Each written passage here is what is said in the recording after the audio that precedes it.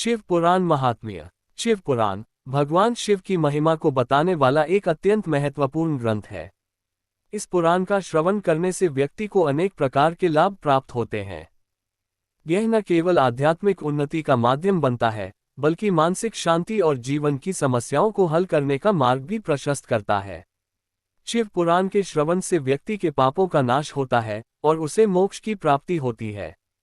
इसके साथ ही जीवन में सुख, समृद्धि और शांति आती है। चलिए अब अध्याय को शुरू करते हैं। छठा अध्याय, शिव पुराण के श्रवण की विधि। शौनक जी कहते हैं, महाभाग सूत जी, आप ध्यान एवं शिव भक्ति में तल्लीन हैं। हम पर कृपा कर हमारे कल्याणमय शिव पुराण के श्रवण की विधि बताएं, जिससे सभी श्रोताओं को संपूर्ण उत्तम फल की प्राप्ति हो। सूत जी ने कहा, मुने शौनक, तुम्हें संपूर्ण फल की प्राप्ति के लिए मैं शिव पुराण की विधि विस्तार से बताता हूँ। सर्वप्रथम किसी ज्योतिषी को बुलाकर दान से संतुष्ट कर उससे कथा का शुभ मुहूर्त निकलवाना चाहिए और उसकी सूचना का संदेश सभी लोगों तक पहुंचाना चाहिए कि हमारे यहाँ शिव पुराण की कथा होने वाली है। अपने कल्याण की इच्छा रखने वालों को इसे सुनने अवश्य पधारना चाहिए। देश देश में जो भी भगवान शिव के भक्त हैं तथा शिव कथा के कथन और श्रवण के उत्सुक हैं, उन सभी को आदरपूर्वक बुलाना चाहिए और उनका आदर सत्कार करना चाहिए। शिव पुराण सुनने के लिए मंदिर, तीर्थ, वनांत अथवा घर में ही उत्तम स्थान का निर्माण करना चाहिए। केले के खंभों से सुशोभित कथा मंडप तैयार कराएं।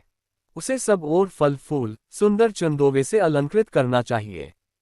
चारों कोनों पर ध्वज लगाकर उसे विविध सामग्री से सुशोभित करें। भगवान शंकर के लिए भक्तिपूर्वक उत्तम आसन का निर्माण करना चाहिए तथा कथावाचक के लिए भी उत्तम आसन का निर्माण करना चाहिए। नियम पूर्वक कथा सुनने वालों के लिए भी सुयोग्य आसन की व्यवस्था करें तथा अन्य लोगों के बैठने की भी व्यवस्था करें। कथा बाँचने वाले विद्वान के प्रति कभी बुरी भावना न रखें।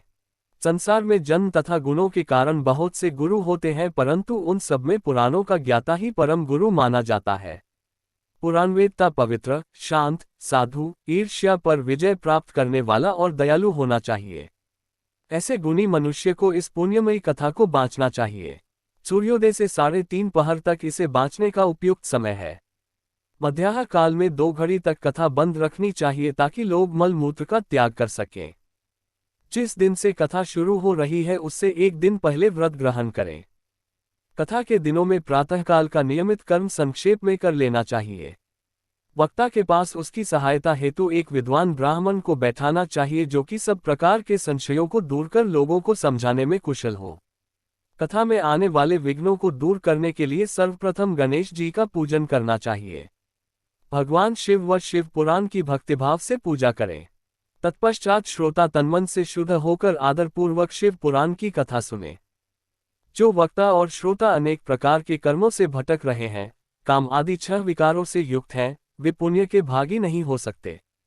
जो मनुष्य अपनी सभी इच्छाओं को भूलकर कथा में मन लगाते हैं, उन शुद्ध बुद्धि मनुष्यों को उत्तम फल की प्राप्ति होती है। यदि आप शिव पुराण और अन्य आध्यात्मिक विषयों पर अधिक जानकारी प्राप्त करना चाहते हैं, तो हमारे चैनल विश्वामित्र ज्ञान को सब्सक्राइब करें। यहाँ आपको शिव पुराण के साथ साथ अन्य धार्मिक ग्रंथों की भी जानकारी मिलती रहेगी, जो आपके जीवन को सकारात्मक दिशा में प्रेरित करेगी। अपने दोस्तों और परिवार के साथ इसे शेयर करें ताकि वे भी इस आध्यात्मिक ज्ञान का लाभ उठा सकें। हर हर महादेव।